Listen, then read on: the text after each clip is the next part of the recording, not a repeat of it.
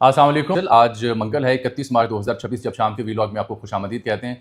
मुझे अंदाज़ा है कि लोग चाह रहे हैं कि अदाकार सुहेल अहमद साहब के ऊपर गुफ्तगू की जाए कि उनका एक बयान सामने आया, मुतनाज़ था बज़ाहिर, उसके ऊपर उनकी वजाहत आई। फिर सोशल मीडिया पे जो कुछ किया, कुछ पीटीए के हामियों ने और कुछ पीटीए के मुखालिफिन ने, उसके ऊपर स्यापा फरोशी की जाए। फिर अदाकारा मीशा शफ़ी और अली ज़फ़र का एक बड़ा मशहूर ज़माना केस था कि मुझे अली ज़फ़र ने जिनसी तौर पर हरास किया है। 8 साल वो केस चलता रहा कोर्ट में, फ़ैसला उसका आ गया। हुआ क्या उसमें?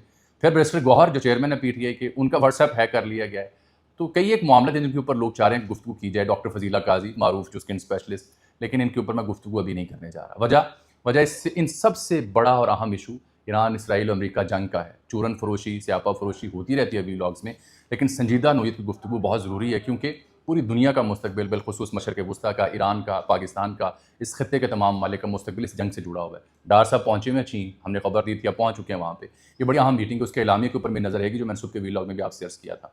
ये इसलिए अहम है सूरत हाल कि अब मुझे ये लग रहा है कि अमरीकी सरकार, बिलखुसूस डोनाल्ड ट्रंप, ये आबने हुर्मुज़ खुले या ना खुले, जंग बंदी की जानिब जाने पर मजबूर हो रहे हैं। रीज़न सिर्फ ईरान। दूसरा, जो मशरक़ वस्ता एक बड़ी महफूज तरीन जगह थी, सेफ हेवन थी सरमायाकारी के लिए, पेट्रो डॉलर इकॉनमी थी, प्रॉपर्टी थी, वहाँ पे नए शहर बसाए जा रहे थे और वहाँ पे एआई और टेक्नोलॉजी के डाटा सेंटर खुल रहे थे, इंडियन इन्वेस्टमेंट हो रही थी। 200 अरब डॉलर की सरमायाकारी डूबने का खदशा है मशरक़ वस्ता में। तो ऐसे नहीं डूबने देंगी दुनिया की कुव्वतें, जंग ख़त्म करना पड़ेगी। और तीसरा, जो अमरीकी वज़ीर जंग है, जिनकी प्रेस कॉन्फ्रेंस भी आज शाम आपने देखी, उनके हवाले से बड़ा खौफनाक इंकशाफ सामने आया कि जैसे ही जंग शुरू हुई है तो इनकी जानिब से इनके करीबी सरमायाकारों ने अमरीकी दिफाई दौरे में इन्वेस्टमेंट करना शुरू कर दी। वो पोली मार्केट कहानी मैं आपको कल परसों बयान कर चुका हूँ। तो बड़ा अजीबो-गरीब दुनिया का निज़ाम है कि ये जंग में से भी सरमायाकारी करते हैं दिफाई इदारों के अंदर। ये जो आप देख रहे हैं मेरे स्क्रीन पे, ये CNN का सर्वे है ताज़ा। आपसे अर्ज़ की थी 2-4 दिन पहले कि जब फॉक्स टीवी नामी इदारा अमेरिका में, जो कि रिपब्लिकन्स का माउथ पीस है, उनका हामी इदारा है, वहाँ पे अगर ट्रंप मुखालिफ सर्वे चल जाए तो इट स्पीक्स वॉल्यूम। तो CNN का जो ताज़ा डेटा है, जो उन्होंने कई एक माहिरीन की मदद से तैयार किया और मुसलसल कर रहे हैं, उसमें ट्रंप की मकबूलियत में -17 पॉइंट्स की कमी आई है, जो कि कम तरीन है किसी भी सदर के लिए इस मुद्दत में जितना ट्रंप को वक्त हुआ है अमेरिका में बैठे हुए। पथेटिक तरीन ये एवरेज है। -17% इसकी लोएस्ट ऑफ हिज टर्म है। लेकिन इस पर बात करने से पहले ज़रा मुद्दा, प्रेस कॉन्फ्रेंस जो की ना इसने, पीट हेग्सेथ ने, जो सेक्रेटरी जंग है, और साथ जनरल डैन केन था जो chairman joint chief of staff है सेंटकॉम का। तो मैं देख रहा था कि इस प्रेस कॉन्फ्रेंस में क्या ये कोई वाज़ेह ऐलान करते हैं, नहीं कर पाए। क्यों? ईरान अगर अच्छे बच्चों की तरह सुलह कर ले, हम पीस डील कर ले तो ठीक, वरना हम हमले जारी रखेंगे और अब इंफ्रास्ट्रक्चर के ऊपर भी हमले करेंगे। और ये भी कहा, दूसरा मेरा मुद्दा ये था कि देखूं कि ये ज़मीनी फ़ौज भेजने के हवाले से भी कोई ऐलान करते हैं। उनका ऑप्शन मौजूद है, भेजेंगे नहीं, मेरा नहीं ख्याल अब ये भेज पाएंगे। तीसरा, डोनाल्ड ट्रंप ने जो खुद ट्रुथ सोशल पे ट्वीट किया ना, वो मेरे ख्याल में तमाम देखने सुनने वालों के लिए सबसे ज़्यादा मानीखेज़ होना चाहिए। मैं आपको वो दिखा भी देता हूँ जो ट्वीट उसने किया डोनाल्ड ट्रंप ने। ये ट्वीट जो उसने ट्रुथ सोशल पे कर रखा है, इसमें मौसूफ ने जो गुफ्तगू की है वो बड़ी ही मानीखेज़ है। देखिए, वो तमाम ममालिक जो जेट फ्यूल नहीं हासिल कर पा रहे स्ट्रेट ऑफ हॉर्मुज़ से, जैसा कि बरतानिया, जिसने इनकार किया था हमारा साथ देने के लिए ईरान के ख़िलाफ़, मेरी उनके लिए सुजेशन है, क्या नंबर 1 अमेरिका से जेट फ्यूल ख़रीद लें। नंबर 2, अगर नहीं आपने ख़रीदना तो फिर अपने आप को हौसला दें, अपने अंदर तप्पड़ पैदा करें और ख़ुद जाएँ स्ट्रेट ऑफ हॉर्मुज़ में और उसे जाके खोल लें। आपको अब सीखना पड़ेगा कि कोई आपकी जगह जंग के लिए नहीं आएगा। USA will not be there to help you anymore, just like you were not there for US. Iran has been essentially disseminated. बहरहाल उसने आगे अपनी कहानी जो डालनी होती है वो डाली और इसने बात ये ख़त्म कर दी। आगे जाके उसने फ्रांस को भी धमकी दिखाई कि फ्रांस नामी एक मुल्क जो है, जिसके जहाज़ों को उसने जिक्र किया कि वो इसराइल जा रहे थे मिलिट्री सप्लाइज़ के लिए, तो वो उसके जहाज़ जब इसराइल के गुजरे थे तो फ्रेंच टेरिटरी से, तो France has been very unhelpful. France ने हमें मदद नहीं दी। With respect to the butcher of Iran who has been successfully eliminated, the USA will remember. हम याद रखेंगे आपकी इस खातापूरी को। ये जो मैंने आपको दिखाया ना कि ट्रंप की जो मकबूलियत में गैर मामूली कमी वाक़या हुई, उसका एक सबूत ये ग्राफ है। ये ग्राफ जो तैयार किया है, ये एक साहब हैं जिनका नाम है नेट सिल्वर। ये अमेरिका के स्टैट्स के बहुत बड़े राइटर हैं, मुसन्नफ़ हैं डाटा के। ये उन्होंने इलेक्शन फोरकास्टिंग को दीगर चीज़ों को देख के बताया। ये देखिए, ये लाइन यहाँ से शुरू होती है और अप्रैल 2025, जुलाई, अक्टूबर और जनवरी 2026 में ये यहाँ पे ग्राफ से नीचे गिर जाती है, -17 में आ जाती है। ये -16 है। पहले +10 से इन्होंने अपनी रेटिंग शुरू की थी, तो मुस्बत होती होती रेटिंग -17 पे ट्रंप साहब की आ चुकी है। ये है सूरत हाल इस वक्त अमरीकी सदर डोनाल्ड ट्रंप की। बारह, अब इन्होंने जो ऐलान किया ना ट्रुथ सोशल पे, जो मैं कह रहा हूँ आपको, उसके पीछे भी वजूहात हैं। ईरान का रिजॉल्व, ईरान जैसे डट गया वो अपनी जगह। आपको पता है, आज आपको खबर देता हूँ, 250 से ज़ाहिद अहम तरीन जो जर्नैल थे, अहम तरीन जो सियासी शख्सियात थीं, जनाब आयतुल्लाह समेत, अली लारीजानी समेत और दीगर, वो शहीद हुए इस जंग में। किसी मुल्क की टॉप नॉच जो मिलिट्री और सियासी क़यादत है, वो 250 अफराद अगर शहीद कर दिए जाएँ तो पल्ले कख नहीं रहता। लेकिन ये ईरान है जो डटा रहा और डटा हुआ है। उसके साथ साथ दुनिया भर ने जब ये नोट किया कि अमेरिका और इसराइल खुद चाह कर भी कख नहीं पढ़ सके, तो उनको भी अकल आना शुरू हो गई। स्पेन ने अड्डे देने से इनकार किया, आज की खबर बता रहा हूँ, इटली ने अड्डे देने से इनकार किया, और सुन लें, बरतानिया ने कह दिया कि हमने आपके साथ जंग में ताउन नहीं करना। यही वजह है कि बरतानिया के नाम ट्रंप ने वो ट्रूथ सोशल पे पोस्ट कर दी। बारकैफ ये दोनों सूरत हाल अगर आप देखें तो उससे मुझे लगता है जो वॉल स्ट्रीट जर्नल ने खबर दी थी ना, कि ये वॉल स्ट्रीट जर्नल की खबर जो है वो बड़ी अहम है।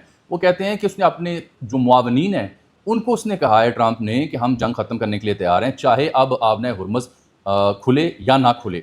इन्होंने मुख्तलिफ ऑप्शन पर गौर किया था कि अमरीकी नेवी वहाँ पर पहुँच जाए, हम किसी जजीरे पे कब्जा कर लें, फ़ौज भेज दें। लेकिन वहाँ पे जो सूरत हाल का जो तैयारी ईरान ने कर रखी है, वो जब इंटेलिजेंस ने इन्हें बताई, जिस तरह से चीन और रूस की इंटेलिजेंस पहुँच रही है ईरान तक, जिसकी वजह से उन्होंने प्रिंस सुल्तान एयरबेस जो KSA में है वहाँ हिट किया मुख्तलिफ तैयारों को, उसके बाद थोड़ी सी इनकी हिली है, थोड़ा सा पीछे हुए हैं। इसके बावजूद कि जो जुल्म बरबरे रात गए इन्होंने जो बंकर बस्टर बॉम्ब है वो चलाए हैं, उसकी फुटेज भी जारी किया, ट्रंप ने खुद जारी की है, मैं आपको दिखा भी सकता हूँ कि तबाही और बर्बादी जारी है। और इनके सेक्रेटरी जंग ने आज कहा कि 11,000 से ज़्यादा अहदाफ हैं जो ईरान में हमने टारगेट किए, कुछ छोड़ा ही नहीं इन्होंने। बहरहाल, तो अब ये आपने हुर्मुज़ खुले या ना खुले तो क्या होता है। साबिक एक बरतानवी जर्नैल है जिनका नाम है जनरल लॉर्ड डैनेट। इन्होंने एक जगह पे अल अरेबिया इंग्लिश में गुफ्तगू कर रहे थे, अल अरेबिया का जो चैनल है इंग्लिश का, उनका अगर मैं ट्रंप का कोई मुशीर होता, ट्रंप का कोई मुआवन होता, तो मैं उसे कहता कि फ़तह का ऐलान कर दो और फौरी तौर पर जंग बंद कर दो, वगरना सूरत हाल बड़ी ख़राब हो जाएगी। क्यों हो जाएगी? इसलिए ख़राब हो जाएगी कि मैं ब्लूमबर्ग की रिपोर्ट देख रहा हूँ। ब्लूमबर्ग ने लिखा है कि $200 बिलियन की जो मुआशी तौर पर ग्रोथ होनी थी मशरक़ वस्ता में, उसका बेड़ा गर्क हो चुका है, वाइप आउट हो सकती है वो, क्योंकि इस जंग की वजह से। और ये किसी और की स्टडी नहीं है, ये अक़वाम मुत्तहिदा की स्टडी है जो ब्लूमबर्ग ने जारी की है। इसमें बारीक वारदात जो मैंने अपने इंट्रो में बयान किया आपके सामने, वो क्या है? बारीक वारदात इसमें यह है कि फाइनेंशियल टाइम नामी जो इदारा है ना, उसको आप ईजी ना लें।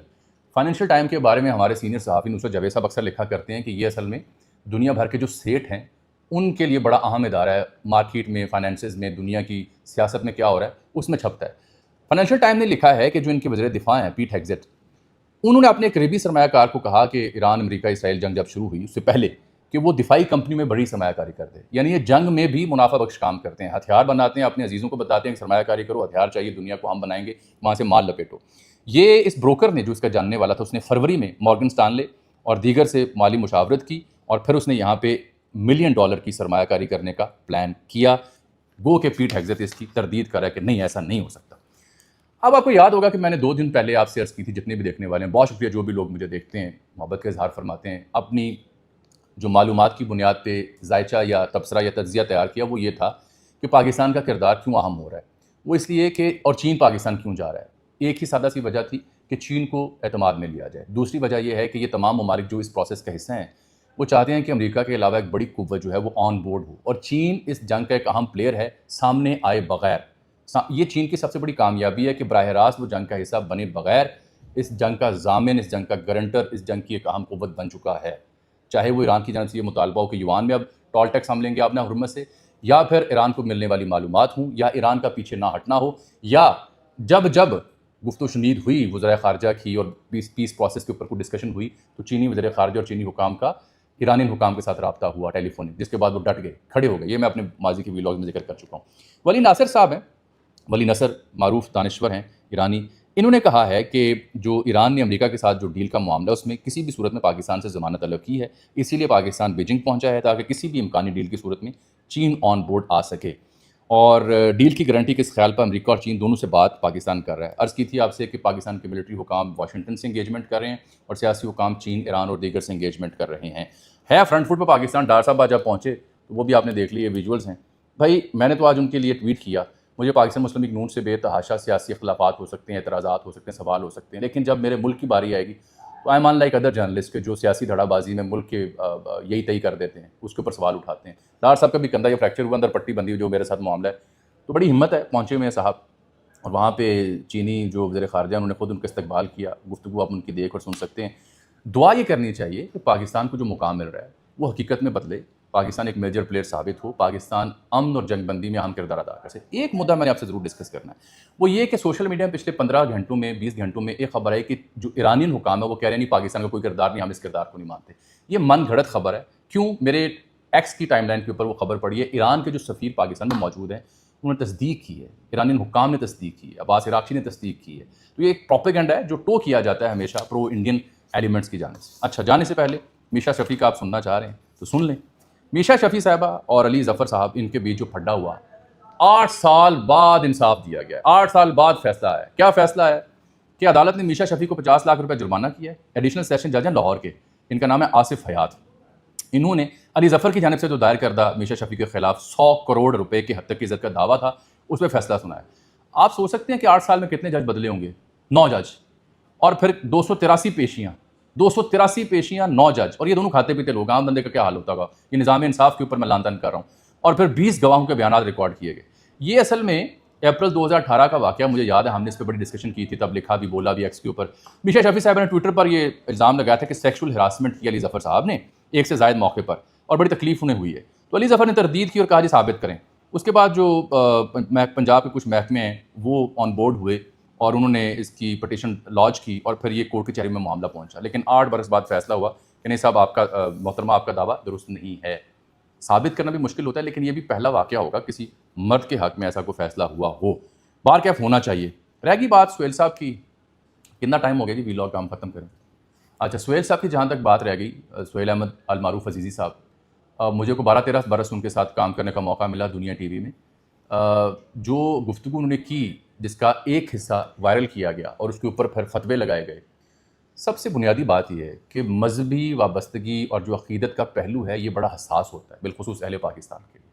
और ये मैं बड़े दर्द दिल के साथ बात करने लगा हूँ। कभी भी अपनी पॉलिटिकल पॉइंट स्कोरिंग के लिए, सियासी पसंद नापसंद के लिए, एक मज़हब और एक मुल्क, इन 2 चीज़ों के साथ खिलवाड़ ना किया करें।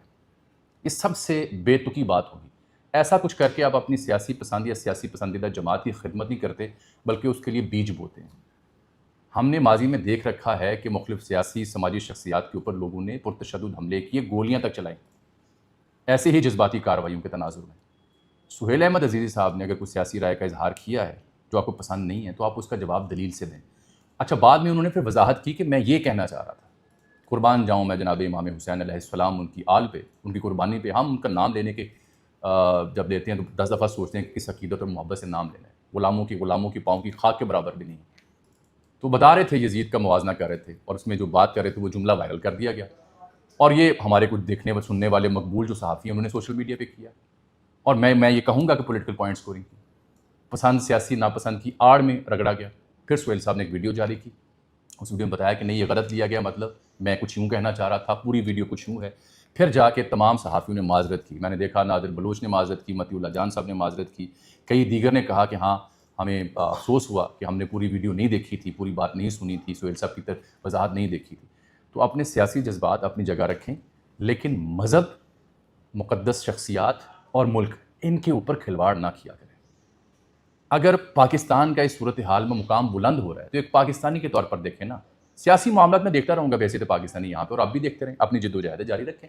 इस हुकूमत पर लानतान करनी है करें, इनकी पॉलिसी के ऊपर सवाल उठाने 10 दफ़ा उठाएं, लेकिन इस सब की आड़ में किसी की ज़िंदगी के साथ आप खेलें, नामुनासिब है। और दूसरा, मेरा नहीं ख्याल कि जो हमारे अदाकार हैं, जो हमारे सेलिब्रिटीज़ हैं, उनके लिए सब बराबर होते हैं। उन्हें नहीं खुल के सामने आना चाहिए, ऐसी बात नहीं करनी चाहिए। इसीलिए तो नसीम शाह भी रगड़ा गया बेचारा। बार कैफ, मुझे आज के लिए आप इजाज़त दीजिए। अल्लाह हाफ़िज़।